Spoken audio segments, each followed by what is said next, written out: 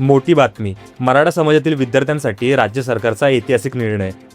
राज्य सरकारने मराठा समाजाच्या आर्थिक आणि शैक्षणिक प्रगतीसाठी एक अत्यंत महत्त्वाचा निर्णय घेतला आहे.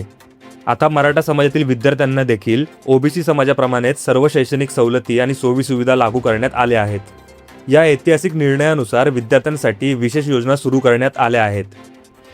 शिष्यवृत्ती. माध्यमिक, उच्च माध्यमिक आणि शालांतर परीक्षोत्तर विद्यार्थ्यांसाठी विशेष शिष्यवृत्ती योजना. प्रशिक्षण. तरुणांसाठी मोटार वाहन चालक आणि वाहक प्रशिक्षण योजना. फी परतावा.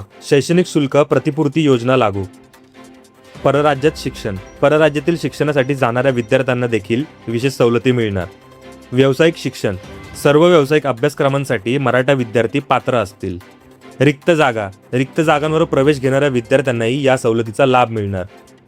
तर मराठा आंदोलक मनोज जरांगे पाटील यांच्या उपोषणानंतर आणि त्यांनी मांडलेल्या मागण्यानंतर सरकारने हा मोठा दिलासा देणारा निर्णय घेतला आहे.